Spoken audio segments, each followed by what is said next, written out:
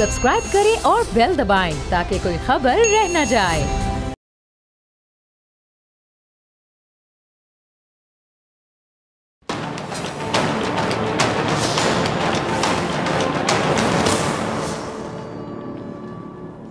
अस्सलाम वालेकुम नाजरीन, मैं हूं डॉक्टर फ़िज़ा अकबर खान और मैं हूं पाकिस्तान और आप देख रहे हैं पाकिस्तान के सबसे बड़े न्यूज़ चैनल का नंबर 1 प्रोग्राम ऐसे नहीं चलेगा।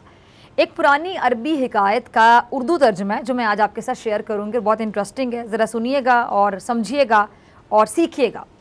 कुछ इस तरह है कि कहते हैं कि किसी जगह पर बादशाह ने 3 बेगुनाह अफराद को सज़ाए मौत सुना दी। 3 थे और बेगुनाह अफराद थे जिन्हें सज़ाए मौत सुनाई गई। अच्छा, बादशाह ने हुक्म जो दिया उस हुक्म के मुताबिक उन तीनों को फांसी घाट पर ले जाया गया, जहाँ एक बहुत बड़ा लकड़ी का कहने के तख्ता था जिसके साथ पत्थरों से बना हुआ एक मीनार था और मीनार पर एक बहुत बड़ा भारी पत्थर मजबूत रस्से से ना बंधा हुआ था और एक चरखी पर वो बाकायदा झूल रहा था। अच्छा, रस्से को एक तरफ से खींचकर जब छोड़ा जाता था तो जो दूसरी तरफ बंधा हुआ पत्थर है वो ज़ोर से नीचे गिरता था और पत्थर नीचे आने वाली किसी भी चीज़ को कुचल कर रख देता था। अच्छा, उन तीनों को उस मौत के तख्ते के साथ खड़ा कर दिया गया। उनमें से एक शख्स आलिम था, दूसरा शख्स ताजिर था और तीसरा एक फ़लसफ़ी था। सबसे पहले आलिम को उस तख्ते पर ऐन पत्थर गिरने के मुकाम पर लिटाया गया और उससे उसकी आखिरी ख्वाहिश पूछी गई तो आलिम कहने लगा कि मेरा अल्लाह ताला पर पुख्ता यकीन है, वही मौत देने वाला और ज़िंदगी बख्शने वाला है। अच्छा, उसके बाद रस्से को जैसे ही खींचा गया तो पत्थर पूरी कुव्वत से नीचे आया और आलिम के सर से चंद इंच ऊपर आकर रुक गया।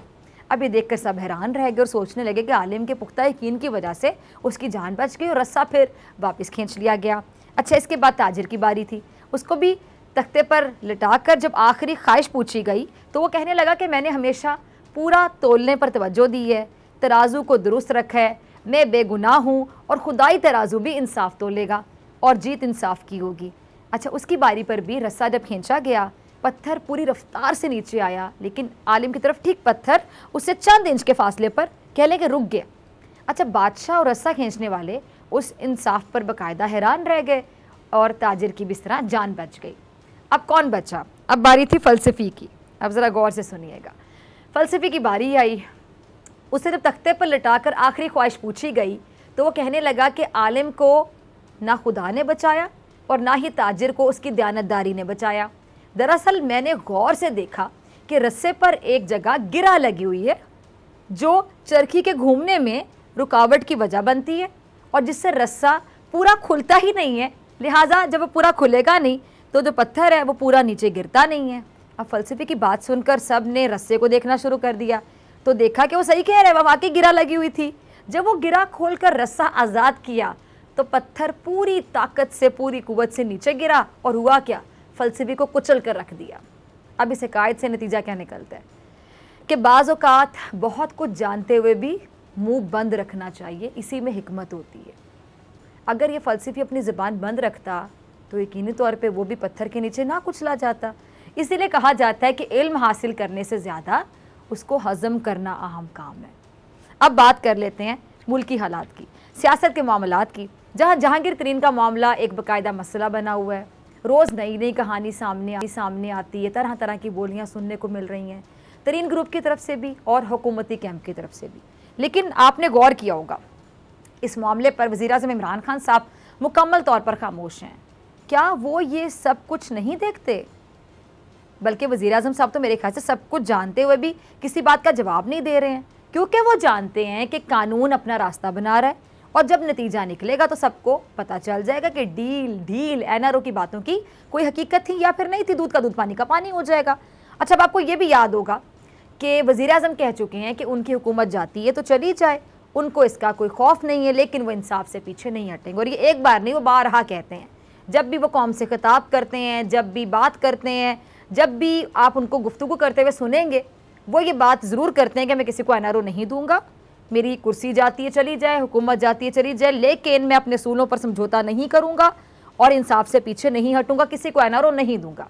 अच्छा, वज़ीर-ए-आज़म साहब को जहांगीर तरीन साहब के मामले की एक एक बात की खबर है और वो हर चीज़ जानते हैं लेकिन खामोश हैं। अब आपने सोचा होगा बहुत दफ़ा कि क्यों खामोश हैं, क्योंकि मेरे ख्याल से हिकमत का तकाजा ये है कि वो खामोश हैं। अच्छा, शेख रशीद साहब ने आज ही कहा कि जहांगीर तरीन साहब के केस के बारे में उन्हें कोई इल्म नहीं है, लेकिन ऐसा हो सकता है कि वफाकी वज़ीर दाखिला हो और उसे FIA में चलने वाले केस के बारे में इल्म ना हो, पता ना हो? ऐसे कैसे हो सकता है?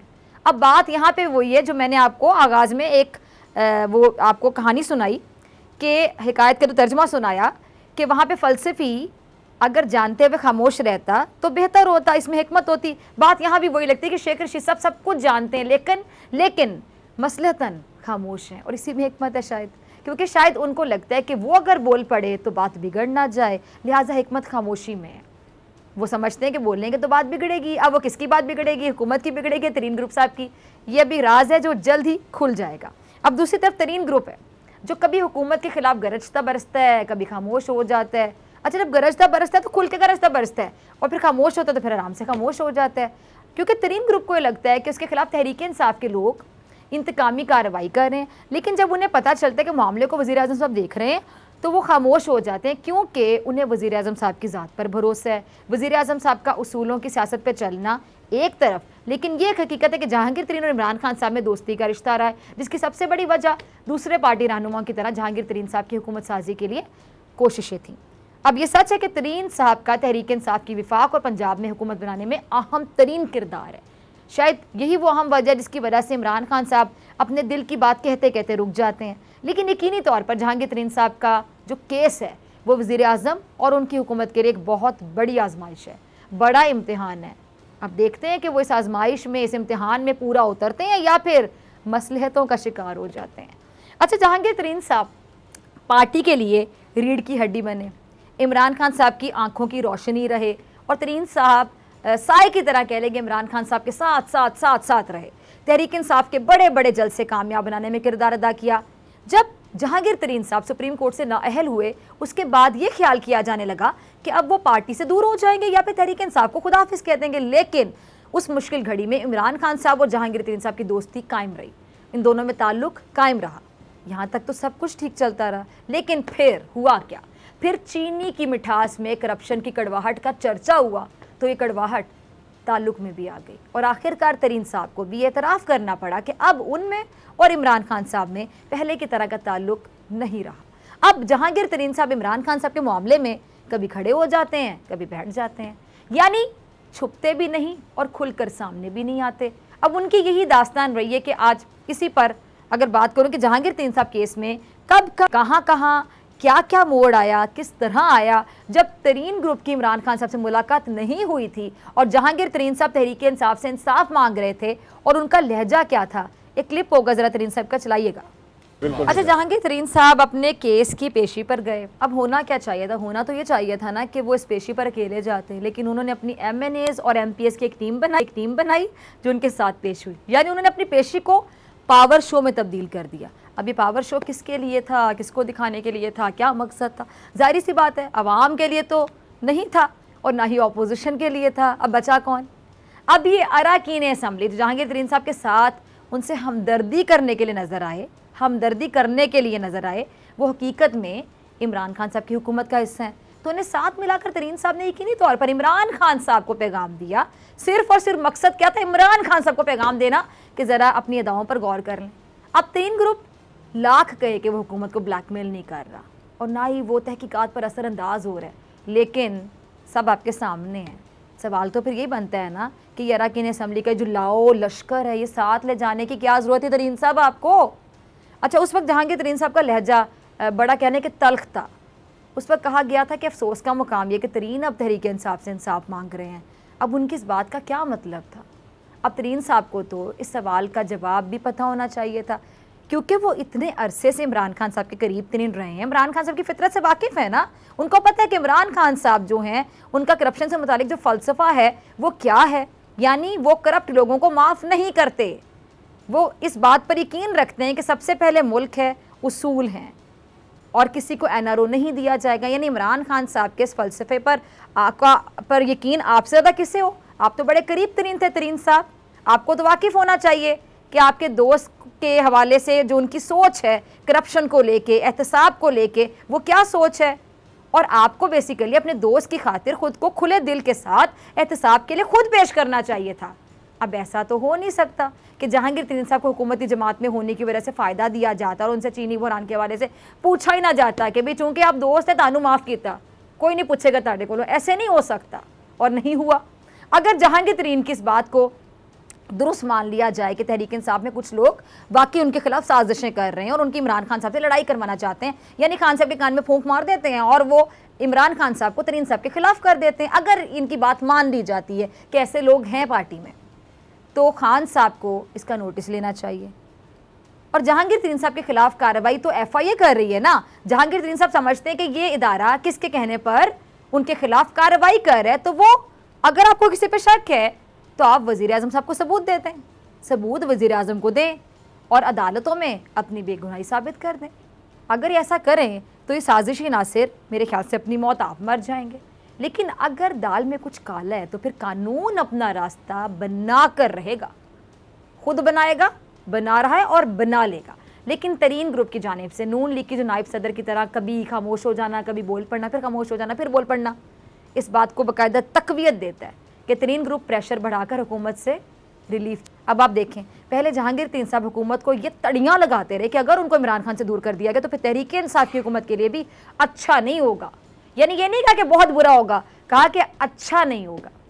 अब आपको मैं कह दूं कि आपके लिए अच्छा नहीं होगा, या मैं कह दूं कि आपके लिए बहुत बुरा होगा, मैं आपको कह दूं कि आपके लिए नुकसान होगा, या मैं कह दूं कि फ़ायदा नहीं होगा, बात तो एक है ना, कान इधर से पकड़ें या उधर से पकड़ें। बेवकूफ़ तो कोई नहीं है, समझने वाले समझ जाते हैं, और जिनको आप समझाने के लिए आए हैं एक मकसद लेके, तड़ियाँ लगाने के लिए, तो समझेंगे ना। वो आपका मकसद भी तो तभी पूरा होगा जब आपका पैगाम वहाँ तक पहुँचेगा और वो समझेंगे। बाकायदा तड़ियाँ लगाते रहे, फिर तहरीक इंसाफ की हुकूमत के लिए अच्छा नहीं होगा ऐसा कहते रहे। लेकिन जब तरीन ग्रुप की इमरान खान साहब से मुलाकात होती है तो फिर उसके बाद कह लें कि जो शोला बयानी है वो मेहरबानी में या फिर कह लें कि कदरदानी में बदल जाती है ना, जादू हो जाता है। तरीन साहब का ज़रा अगला क्लिप चलाइएगा। अच्छा, देखा आपने कि जैसे तरीन ग्रुप इमरान खान साहब से मिलता है तो फिर ये दावे किए गए कि जी उनका दामन मुकम्मल तौर पर साफ़ है, उन्होंने मनी ट्रेल FIA में जमा करा दी है, यानी खुद पर लगने वाले एक एक इल्ज़ाम का जवाब दे दिए। और एक मुलाकात के बाद तरीन साहब को यकीन हो गया कि उन्हें इंसाफ मिलेगा। अच्छा, राजा रियाज साहब जो इमरान खान साहब से मुलाकात करने से पहले कहते थे कि अगर तरीन के साथ इंसाफ नहीं किया गया तो फिर हम इंतहाई कदम उठाने पर मजबूर हो जाएंगे। वही राजा रियाज साहब फिर बाद में ये कहते भी नज़र आए कि इमरान खान साहब हमारे वज़ीर आज़म हैं और हमें उनसे इंसाफ की तवक्को है। और यही बात जहांगीर तरीन साहब ने भी बार बार की। लेकिन फिर तरीन साथ ही पंजाब हुकूमत को कह लें कि उस पर सवाल उठाने पर आ गए कि जी पंजाब हुकूमत क्या कहते थे कि उनके खिलाफ इंतकामी कार्रवाई कर रही है। जब वज़ीर-ए-आज़म इमरान खान साहब तरीन ग्रुप को यकीन दिला चुके हैं कि जहांगीर तरीन के साथ किसी किस्म की नाइंसाफ़ी नहीं होगी, तो फिर ऐसे में जहांगीर तरीन के पास भी यही ऑप्शन बचते हैं ना कि वो इमरान खान पे यकीन करें। क्यों नहीं कर लेते यकीन? अब पंजाब हुकूमत भी तरीन ग्रुप के मनाने के चक्करों में है, लेकिन तरीन ग्रुप का गुस्सा पंजाब हुकूमत पर कम होने का नाम नहीं ले रहा। और शायद यही वजह है कि पंजाब हुकूमत बज़ाहिर जहांगीर तरीन साहब ग्रुप का दबाव महसूस करती नज़र आ रही है, क्योंकि पंजाब हुकूमत ने अराकीन सूबाई असम्बली के हलकों में तहसील की सतह पर अफसरान का तबादला करके उन्हें सहूलत फराम करनी शुरू कर दी है। लेकिन तरीन ग्रुप अब भी खुश नहीं है। अब तरीन ग्रुप जब इमरान खान साहब से मिला तो उस वक्त वज़ीर आज़म साहब से अली ज़फ़र से तहकीकात कराने का मुतालबा किया गया, आपको याद है, और इसको इमरान खान साहब ने मंजूर भी कर लिया इस मुतालबे को, और इस पर तरीन ग्रुप खुश था। लेकिन अब ऐसा लग रहा है कि तरीन ग्रुप को इसके बावजूद कह लें कि मतलूबा नताइज मिलते नज़र नहीं आ रहे। एक बार फिर हुकूमत के खिलाफ वो जो सर्दी है ना वो गर्मी में बदल रही है। ये राजा रियाज साहब को सुनिएगा क्या कह रहे हैं। अच्छा, अब आप ज़रा देखें कि पहले ज़राए के मुताबिक ये कहा गया कि जी अली ज़फ़र ने जहांगीर तरीन के हवाले से अपनी रिपोर्ट इमरान खान साहब के साथ शेयर की है, और कल मैंने इसकी तफसील भी आप लोगों को बताई थी नाज़रीन कि इस रिपोर्ट के बारे में दावा था कि उसमें जहांगीर तरीन साहब को क्लीन चिट दी गई। और उसी पर राजा रियाज साहब कह रहे हैं कि जहांगीर तरीन का दामन बिल्कुल साफ़ है। लेकिन समझ में नहीं आता कि अली ज़फ़र इस बात से क्यों इनकार कर रहे हैं। अली ज़फ़र इस बात की तरदीद कर चुके हैं कि उन्होंने अभी तक तो अपनी रिपोर्ट पेश ही नहीं की, उनकी रिपोर्ट पर जो राय दी जा रही है वो महज क्यासर आई हैं। अगर अली ज़फ़र की बात दुरुस्त है, ज़रा सोचें, तो फिर राजा रियाज का दावा गलत साबित हो जाता है ना कि जहांगीर तरीन को क्लीन चिट दी गई। और राजा रियाज साहब ये दावा कर रहे हैं कि जहांगीर तरीन, अली ज़फ़र, शहजादा अकबर की आपस में मुलाकात हो चुकी है। यानी ये बंदा अपने कॉन्फिडेंस से दावा क्यों कर रहा है? समझ आ रही है आपको पूरी सिचुएशन? अब इस मुलाकात में क्या कहते हैं, तरीन साहब को ये पैगाम दिया गया था कि वो बेकसूर हैं, और शहजादा अकबर और अली ज़फ़र साहब इस मुलाकात की भी तरदीद कर चुके हैं। अब इस तरदीद पर राजा रियाज क्या कहते हैं कि अली ज़फ़र मजबूरी की वजह से इस मुलाकात कर रहे हैं, और राजा रियाज साहब ये भी कह रहे हैं कि उन्हें समझ नहीं आ रहा कि शहजाद अकबर और अली ज़फ़र जहांगीर तरीन से होने वाली मुलाकात की तरदीद क्यों कर रहे हैं। अगर ऐसी सिचुएशन रही, ऐसी सूरत हाल रही, तो सोचिए ज़रा इस मुल्क का क्या बनेगा। अब आप बताएं कि क्या कहा जा सकता है। इस पर दोनों फरीक अपनी अपनी कह लें कि बाकायदा ज़िद पर कायम है। कौन सच्चा है, कौन झूठा है, आपको समझ आ रही है। वो अपनी जगह बता रहे हैं और वो अपनी जगह बता रहे हैं। कोई तरदीद कर रहा है, वो बैठ के इतने कॉन्फिडेंस से कह रहे हैं कि हाँ भी मुलाकात हुई, क्लीन चिट मिली है। अब इनमें से एक तो झूठा है, एक सच्चा है। अब कौन सच्चा है कौन झूठा है, ये फैसला जल्द हो जाएगा। लेकिन शाह महमूद कुरैशी साहब भी पार्टी से इख्तिलाफ करने वालों को एक फैसला करने का मशवरा दे रहे हैं। क्या मशवरा दे रहे हैं कुरैशी साहब, ज़रा क्लिप चलाइएगा कुरैशी साहब का। अच्छा, शाह महमूद कुरैशी साहब जहांगीर तरीन मामले पर अपनी मिसाल देते हुए क्या कह रहे हैं कि जिस तरह उन्होंने पीपल्स पार्टी से इख्तिलाफ पर ना सिर्फ पार्टी छोड़ी, ओहदा छोड़ा, बल्कि उन्होंने कौमी असम्बली की रुकनीत से भी इस्तीफ़ा दे दिया। ठीक वैसे ही जिसको वज़ीर आज़म की पॉलिसीज़ पर एतराज़ है वो पार्टी छोड़े, अपनी रुकनीत से मुस्ताफ़ी हो और ज़िमनी इलेक्शन करवा ले। अच्छा, कुरैशी साहब के मुताबिक पार्टी में सिर्फ इमरान खान साहब का बयानिया चलेगा क्योंकि वो पार्टी के बानी चेयरमैन हैं, और कुरैशी साहब ना कहते हुए कह लें कि बहुत कुछ कह गए। अब हिकमत इसी बात में कि जहांगीर तरीन भी इमरान खान साहब का पास रखें। वो कहते हैं ना कि दरिया जहाँ बहता है ना उसको बहने दें और ख़ुद को दरिया के हवाले कर दें। अगर जहांगीर तरीन साहब बेकसूर होंगे तो यकीनी तौर पे उनकी नैया पार लग जाएगी, ऐसे ही है, वरना सच सामने आ जाएगा। क्योंकि दूध का दूध और पानी का पानी किए बगैर ऐसे तो नहीं चलेगा। मिलते हैं ब्रेक के।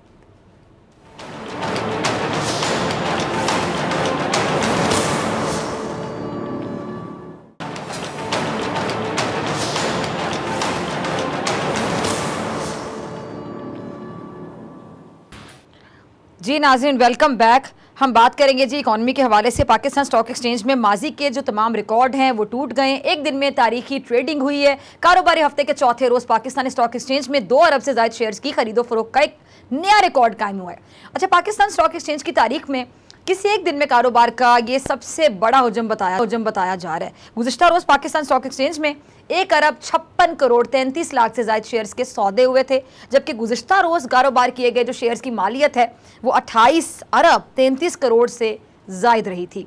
अच्छा, आज स्टॉक एक्सचेंज में एक दिन में 2 अरब शेयर्स का कारोबार हुआ है। 38 अरब रुपए से ज़ायद मालियत के शेयर्स की खरीदो फरोख्त हुई है और मार्केट में कम लागत वाले शेयर्स आज भी सबसे ज़्यादा फ़रोख्त हुए हैं। इस पर बात करने के लिए मेरे साथ मौजूद हैं मुजम्मिल असलम साहब, किसी तारीफ के मोहताज नहीं। मुजम्मिल साहब, बहुत शुक्रिया ज्वाइन करने के लिए। मुजम्मिल, मार्केट में तेज़ी को हुकूमत मईशत में बेहतरी का एक अहम इक़्तिसादी इशारिया करार दे रही है। क्या स्टॉक मार्केट में ये जो हिस्से की खरीदो फरोख्त में इजाफा हुआ है और इनसे मिलने वाला यकीनी तौर पर जो इजाफा है वो पाकिस्तान की मईशत की बेहतर सूरत हाल की निशानदेही करता है? देखिए, स्टॉक मार्केट जो है एक तरीके से, अगर आपने कभी पिक्चर देखी हो, फिल्म जो होती है, तो आप अगर वो ब्लॉकबस्टर होती है और हिट होती है तो अक्सर जो है वो जो है ब्लॉकबस्टर और हिट होती है तो सबसे ज़्यादा एडवांटेज उसका हीरो को होता है या हीरोइन को होता है, ठीक है।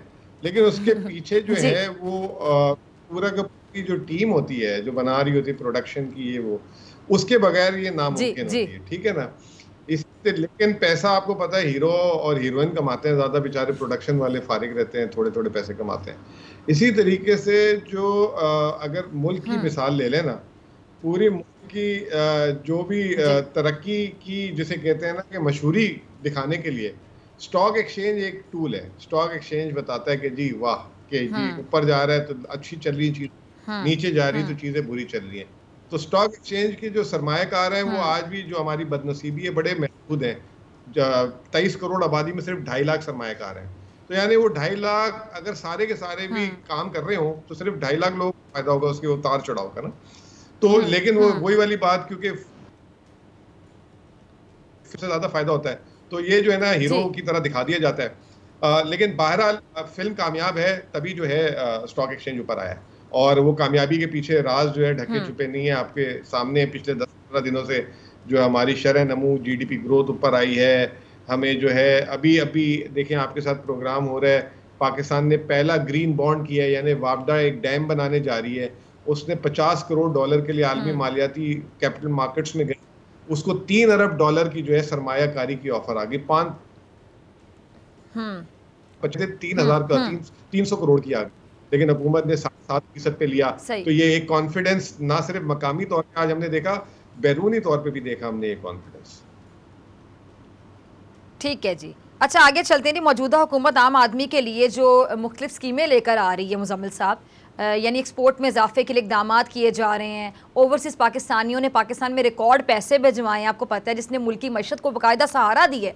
एक्सपोर्ट इंडस्ट्रीज़, ज़राअत, तामीरात का जो सेक्टर है उस पर ज़्यादा तवज्जो दी जा रही है। अब मौजूदा हुकूमत के इकदाम आने वाले दिनों में पाकिस्तानी मईशत पर कुछ असर डालेंगे कि नहीं, तो पे अच्छा असर डलना चाहिए और फिर जो तमाम लोग हैं उनको मुस्तफ़ीद भी होना चाहिए, उनको फ़ायदा भी पहुँचना चाहिए, आम जो पाकिस्तानी हैं। देखें, अब आप लोग ना, अभी बच्चा पैदा हुआ है, आप लोग कह रहे हैं कि जी बच्चा, नाम तो पैदा होते ही रख देना चाहिए, अच्छी बात, जल्दी से बड़ा हो जाए। लेकिन आप लोग ये कहें कि ये बच्चा भाग क्यों नहीं रहा। हाँ, ये भाग क्यों नहीं रहा, ये पैदा तो हो गया, ये भाग क्यों नहीं रहा। इशारे आए हैं, बम्पर क्रॉप अभी गंदम की कटी थी, अभी पहुंची है आम आदमी तक, जो है उसके समरात में टाइम लगता है। बच्चे को साल 2 साल का बड़ा होने दें, खुद ब खुद ये जो लोग जो हैं सरमायाकार जो हैं तनख्वाहें बढ़ाने में मजबूर होंगे। हुकूमत की अगर कमर मजबूत होगी तो वो तनख्वाहें बढ़ाएगी। अभी हुकूमत ने ऐलान भी कर रही है गाय बगाए कि जी हम जो है, अच्छा सॉरी मैं आपकी बात काट रही हूँ मुजम्मिल साहब, सॉरी मैं आपकी बात काट रही हूँ, यहीं से कंटिन्यू कीजिएगा। मेरे जहन में एक बात आई, आपने बड़े प्यारे अंदाज में आपने एग्जांपल दी कि बच्चा अगर पैदा हो तो फिर फौरन हम ये एक्सपेक्ट करें कि अभी दौड़ना शुरू कर दे, अभी बड़ा हो, जैसा नहीं होता है। यकीनी तौर पे मैं एग्री करती हूँ, लेकिन अब ये जो आप बच्चे वाली एग्जाम्पल दे रहे हैं, यानी अब ये हमें इंतजार करना पड़ेगा अगले टेन्योर का, यानी इस तरह तो 5 साल का टेन्योर पूरा किया जाएगा कि अभी तो बच्चा पैदा हुआ है, अभी से कुछ एक्सपेक्ट ना किया जाए, लेकिन अगला वोट जो होता है वो आपको कारकर्दगी पे मिलता है, तो वो फिर बच्चा अभी दौड़ने के काबिल नहीं होगा तो अगला वोट मिल जाएगा। नहीं, देखिए, हर बच्चा एक डेवलपमेंट दिखाता है, यानी कि 3-4 महीने बाद जो है आंखें खोल के सही देखना शुरू होता है, फिर वो स्माइल पास करता है, फिर वो जो है क्रॉल करता है। तो वो डेवलपमेंट ऐसा नहीं है कि 4 साल चलेगा तो 4 साल बाद दौड़ेगा, 4 साल बाद, लेकिन आपको डेवलपमेंट हर आने वाले दिन थोड़ी थोड़ी टाइनी इंप्रूवमेंट दिखाता रहेगा। और दूसरा, यानी 2-3 टेन्योर चाहिए पीटीआई की गवर्नमेंट को कि मतलब 14-15 साल में ये बच्चा दौड़ने के काबिल हो जाएगा। टेन्योर नहीं चाहिए, हर महीने किसी ना किसी का फायदा होता रहेगा। जैसे मैं आपको एक बात बताना चाह रहा हूँ, तीसरी दफा आपने बात काटी है। देखिए 60% आबादी हमारी जो है ना एग्रीकल्चर से है। अगर गंदम की सही गंदम का अगर उनको 1350 रुपए रेट मिल रहा था, आज उनको 1800 मिल रहा है, तो 60% आबादी का तो फायदा हुआ ना। तो ये जो चीजें हैं, ऐसा नहीं है कि मतलब सारे के सारे 5 साल इंतजार करेंगे ट्रक की बत्ती, एक एक करके तबके को फायदा होना शुरू हो जाएगा। और ये फायदा आप जब इनका टर्म खत्म हो रहा होगा तो ये पीक पे पहुंच चुकी होगी बात। इस दफा 4% आई है ग्रोथ, अगले साल जो है हुकूमत खुद 5.2 कह रही है, लेकिन जिस तरह हम चल रहे हैं तो ये हम 7 भी तोड़ सकते हैं। और मामलात जो है, आप थोड़ा सा जैसे कहते हैं पेशेंस होने की जरूरत है, हर आदमी का फायदा होगा इंशाल्लाह ताला। ठीक है जी, चलिए आगे चलते हैं। अब जो वज़ीर ख़जाना है हमारे शौकत तरीन साहब, उनके मुताबिक ये जो FATF की ज़्यादातर शराइत पूरी हो चुकी हैं, पूरी कर दी गई, और उम्मीद है कि जी जून तक FATF ग्रे लिस्ट से भी निकल जाएंगे। अब IMF ने इस पर पाकिस्तान के साथ जो सख्त रवैया अपनाया है, लेकिन इसके बावजूद जो तनख्वाहदार है उन पर टैक्स बढ़ाने की IMF की जो तजवीज़ है वो कबूल नहीं की गई है। और स्टॉक मार्केट के मुकाबले में पाकिस्तान की जो रियल इकॉनमी है उसमें भी क्या इजाफा हो रहा है आपको लगता है? और IMF की शराइत से स्टॉक मार्केट को आपके मुताबिक किस किस्म के मसाइल का सामना करना पड़ रहा है? देखें, जैसे मैंने ये कहा ना कि किसी को अंदाजा नहीं था कि 4 से 5% ग्रोथ आ जाएगी। आपके साथ शायद जिक्र किया था कि 4 से 5% आ जाएगी ग्रोथ, मुझे याद अच्छी तरह। इसी तरीके से FATF पिछले साल हम सितंबर अक्टूबर में निकल जाते अगर ये ट्रंप साहब जो है पाकिस्तान से ताल्लुक अच्छे करते। अभी अब आप देखें अमेरिका से हमारी चीजें चेंज हो गई हैं, ठीक है ना, और काफी चेंज हो रही है। अमेरिका अफगानिस्तान से निकल रहा है, जो पाकिस्तान जो फरवरी में भी नहीं हुआ ना, ये सिर्फ पॉलिटिकल कंसिडरेशन थी, पाकिस्तान को थोड़ा सा तंग किया जा रहा था। अब जो है वो सिनारियो भी चेंज हो गया, इंशाल्लाह ताला जून जुलाई में हम उससे जाएंगे। इसी तरीके से IMF जब फंसी हुई थी ना तो वो हमें पूरा जो कहते हैं ना निचोड़ आता था।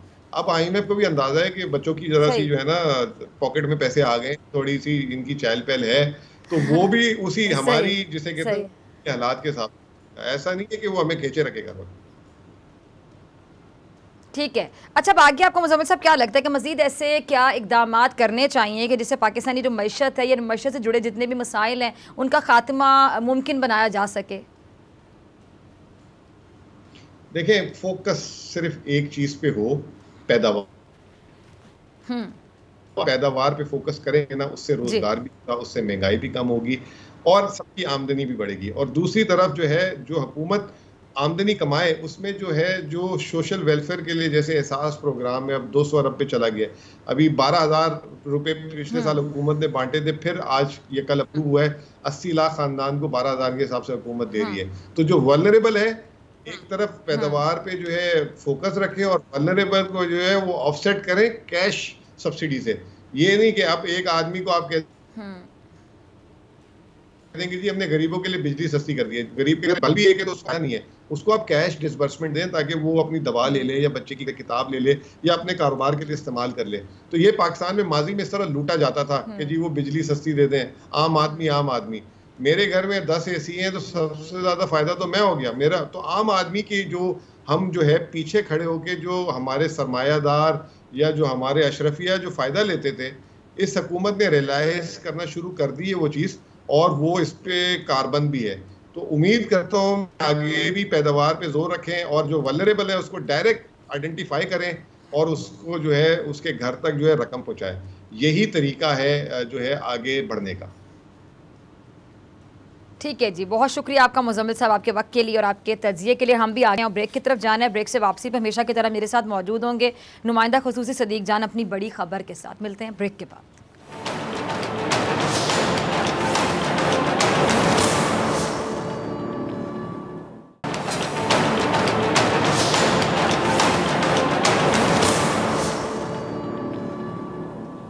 वेलकम बैक नाज़रीन, सदीक जान अपनी बड़ी खबर के साथ मौजूद हैं। सदीक, क्या है आज की बड़ी खबर? देखें, कल और परसों ये माहौल बन गया था और ऐसा लग रहा था कि वफाक और सिंध आमने सामने होंगे। इमरान खान हुकूमत और पीपल्स पार्टी की सिंध हुकूमत में शायद कोई तसादुम होने जा रहा है। और वैसे अगर मैं आपको बताऊं कि इसकी कोशिशें भी बहुत ज़्यादा की गई। एक बात हमारे नाज़रीन भी जानते हैं जो हमारा ये प्रोग्राम रेगुलर देखते हैं कि हमने गो के मीडिया का ओवरऑल मिजाज हमारे यहाँ ये बन गया है कि अगर कोई लड़ाई झगड़ा होगा, कोई जो है वो नेगेटिविटी होगी तो समझा जाता है कि ज़्यादा रेटिंग आएगी। लेकिन अल्हम्दुलिल्लाह हमने अपने इस प्रोग्राम में जब पाकिस्तान के लिए, पाकिस्तानियों के लिए अच्छी चीज़ होती है तो उसको भी हमेशा हाईलाइट भी किया है और लोगों को बताया भी है।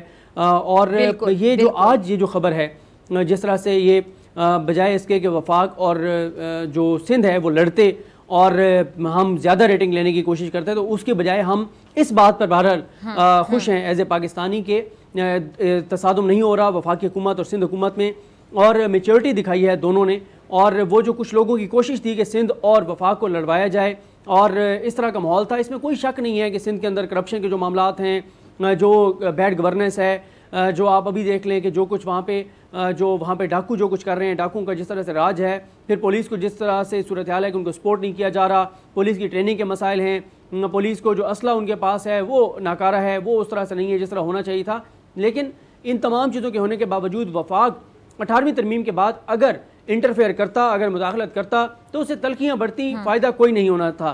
तो कुछ लोगों की कोशिश ये थी, आपको पता है तहरीक इंसाफ के अंदर भी कुछ लोग हैं जो सिंध में डिलीवर नहीं कर सके, जो कराची में डिलीवर नहीं कर सके, तो वो अब चाहते हैं कि हर वक्त कोई तलखी का माहौल बना कर रखें, हर वक्त यही कोई लड़ाई का माहौल बना कर रखें। लेकिन इमरान खान साहब को जो मशवरा दिया गया, जिसने भी दिया, ये दुरुस्त मशवरा दिया कि हमें जो है बजाय इसके कि बराह रास्त हम मुदाखलत करें सिंध के मामलात में, हमें सिंध हुकूमत के साथ एक अच्छा वर्किंग रिलेशन रखना चाहिए।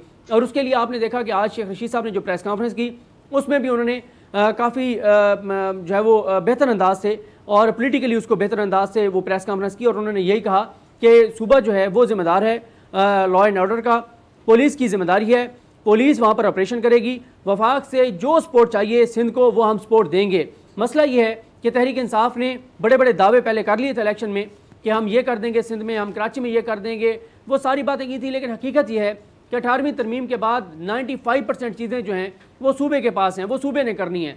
वफाक उसके अलावा कुछ कर सकता है बराह रास्त, लेकिन जो असल लोगों के मसाइल हैं वो सिंध हुकूमत ने करने हैं। और जब इस वक्त कोई माहौल ऐसा नहीं है कि कोई इलेक्शन आगे आ रहा हो, जब माहौल ऐसा नहीं है कि कोई वहाँ पर गवर्नर राज लगाना हो, तो फिर यही अच्छी एक इसकी एक हल था कि वफाकी हुकूमत सिंध हुकूमत को ये कहे कि आप फ्रंट पर आएँ, आप लीड कीजिए, आप पुलिस को सपोर्ट कीजिए, पुलिस ऑपरेशन करे, वफाक के जो इदारे हैं वो पीछे खड़े होंगे, चाहे वो रेंजर्स हो, चाहे वो पाक फ़ौज हो। जहाँ पर रेंजर्स और फौज की ज़रूरत पड़ेगी उनको हम भेजेंगे, आप बुलाएं, तलब करें, हम बिल्कुल आपकी मदद करेंगे। लेकिन जो बुनियादी तौर पर जिम्मेदारी है वो सिंध हुकूमत की है। और इसलिए आज वो जो एक माहौल था, जो लग रहा था कि शेख रशीद साहब वहाँ पर गए हैं तो पता नहीं वो सिंध को फतह करने के लिए गए हैं, वो वहाँ पर गवर्नर राज लगवाने गए हैं और शायद को तलखियाँ बढ़ेंगी, आज को बहुत बड़ी लड़ाई होगी, लेकिन ऐसा नहीं हुआ। और बेहतर अंदाज से दोनों ने ये तय किया है कि सिंध हुकूमत इस ऑपरेशन को लीड करे। और यहाँ पर ये भी देखें डॉक्टर साहबा कि सिंध पुलिस के जो लोग हैं, जो बड़े अफसरान हैं, IG साहब और बाकी, कि जब वो मरियम साहबा और कैप्टन सदर वाला मामला बना था, जब वो होटल वाला, तो उस वक्त किस तरह से छुट्टियों पे चले गए, धमकियां दी। लेकिन अब जब पुलिस के जवान ये कह रहे हैं कि हमारे पास इक्विपमेंट नहीं है, हमारे पास असला नहीं है, पुलिस के जवानों को शहीद किया जा रहा है, लोगों को वहाँ पर अगवा किया जा रहा है, तो अब भी मेरे ख्याल जो अफसरान हैं उनको स्टैंड लेना चाहिए, अपने जवानों के साथ खड़े होना चाहिए और सिंध हुकूमत को ये कहना चाहिए कि जवानों को जो है वो असला दें, उनको प्रोटेक्ट करें, उनको सपोर्ट करें, उनकी जो ट्रेनिंग के मामला हैं वो सारे उसको हल करें, ताकि बेहतर अंदाज से हमारी पुलिस जो है, क्योंकि हमारा पुलिस भी हमारा इदारा है जैसे बाकी हमारे इदारे हैं, पुलिस के जवान जो लड़ रहे हैं, हमारी दुआएं भी उनके साथ हैं, अल्लाह ताला उनको अपने हिफ्ज़-ओ-मान में रखे और वो इन डाकुओं को, इन दहशतगर्दों को, इन सिंध के दुश्मनों को जो है वो शिकस्त दें, उनको नाकाम करें। तो बहरहाल ये एक अच्छी डेवलपमेंट है। दूसरी तरफ आप ये देखें कि जहाँ पर तहरीक इंसाफ और वफाकी हुकूमत उनका बेहतर वर्किंग रिलेशन कायम हो रहा है, चाहे वो सेनेट के अंदर आप देखें ऊपर से तलखियाँ जो भी हों, लेकिन बैकडोर राब्ते जारी हैं बहुत सारे मामलों पर। वहीं पर मुस्लिम लीग नून और पीपल्स पार्टी में हर आने वाले दिन तलखियाँ जो हैं वो बढ़ती चली जा रही हैं और मरियम साहबा की कोशिश बस ये है कि इन तलखियों को दोबारा वो उस सतह तक ले जाएँ, उस 90s के दौर में ले जाएँ, 2013 की इलेक्शन कैंपेन की तरफ ले जाएँ, जब नवाज शरीफ और आसिफ अली जरदारी एक दूसरे के खिलाफ तकरीरें करते थे, जब शहबाज शरीफ कहते थे कि आसिफ अली जरदारी को लाहौर, लाड़काना, कसूर और पता नहीं फलां शहरों की सड़कों पर ना घसीटा तो मेरा नाम शहबाज शरीफ नहीं है, तो वो दोबारा उन तलखियों को बढ़ाना चाहती हैं। वो उनको ये डर है कि कहीं शहबाज शरीफ की मुफाहमत की जो पॉलिसी है उसके तहत कहीं शहबाज शरीफ दोबारा PDM में पीपल्स पार्टी और ANP को ले ना आए, कहीं दोबारा शहबाज शरीफ जो है वो अपोजिशन को इकट्ठा ना कर दें, कहीं दोबारा शहबाज शरीफ मुस्लिम लीग नून और पीपल्स पार्टी को करीब ना ले आए। और मरियम साहबा ऐसा नहीं चाहती, मरियम साहबा और नवाज शरीफ ऐसा नहीं चाहते। वो ये चाहते हैं कि किसी तौर पर भी शहबाज शरीफ, चाहे वो हुकूमत के साथ कोई पाकिस्तान के जो बड़े मसाइल हैं उन पर बात करने का मामला हों, मईशत और इस तरह के, या अपोजिशन को एक जगह पाकिस्तान के लिए, वो शहबाज शरीफ क्या कह रहे हैं, वो कह रहे हैं आप इकट्ठे हों, हुकूमत की गलत चीज़ों पर तनकीद जरूर करें, लेकिन चाहे वो कश्मीर का मामला है, चाहे वो मईशत का मामला है, चाहे वो फ़लस्तीन का मामला है, शहबाज शरीफ ये चाहते हैं कि इन मामलात पे हमें हुकूमत के साथ बैठना चाहिए, हमें हुकूमत के साथ बात करनी चाहिए और जो पाकिस्तान के लिए जो चीज़ें हैं उनके ऊपर हमें हुकूमत का साथ देना चाहिए। लेकिन मरियम साहबा ऐसा नहीं चाहती। मरियम साहबा चाहती हैं कि हुकूमत को टफ टाइम दिया जाए, अगर हुकूमत पाकिस्तान की बेहतरी के लिए भी कुछ करना चाहती है तो उसकी राह में रुकावट बना जाए, उनको रोका जाए कि वो कोई ऐसे इकदाम ना कर सकें जिसका उनको 2023 के इलेक्शन में फ़ायदा हो। तो आप देखते हैं कि शहबाज शरीफ किस हद तक कामयाब होते हैं, लेकिन मरियम साहबा की पूरी कोशिश है कि शहबाज शरीफ को मुकम्मल तौर पर नाकाम किया जाए। और यही वजह है कि आपने देखा कि हमजा शहबाज को 3-4 माह हो गए हैं जो है वो रिहा हुए, शहबाज शरीफ को बहुत अरसा हो गया है, अभी तक आपको एक भी इवेंट में, एक भी प्रेस कॉन्फ्रेंस में हमजा शहबाज, शहबाज शरीफ और मरियम इकट्ठे नजर नहीं आए। हमजा शहबाज 1-2 मीटिंग्स में साथ थे, लेकिन जब मरियम ने आके मीडिया टॉक की तो हमजा शहबाज चले गए और वो मीडिया टॉक ऐसा नहीं बने। और इसी तरह आप देखें शरीफ खानदान में कितनी लड़ाई की खबरें आ रही हैं, रोजाना मीडिया के ऊपर टॉक शोज हो रहे हैं, लेकिन इन इख्तलाफात के हवाले से ना तो शहबाज शरीफ तरदीद कर रहे हैं, ना ही हमजा शहबाज तरदीद कर रहे हैं। तो इसका मतलब यही है कि ये खबरें दुरुस्त हैं कि शरीफ खानदान में इख्तलाफात हैं, बहुत शदीद हैं। और मरियम साहबा ने अपने चचा के मुकाबले में शाहिद खकर अब्बासी साहब को लॉन्च कर दिया बाकायदा तौर पर। ठीक है सदीक जान, बहुत शुक्रिया आपकी बड़ी खबर के लिए, आपके तरीके। और नाज़रीन मुझे दीजिए इजाज़त, आपसे मुलाकात होगी इंशाल्लाह कल सेम टाइम सेम चैनल के ज़िंदगी ने वफा की। लेकिन जाने से पहले देखिए हमारा सेगमेंट मत समझो हमने भुला दिया।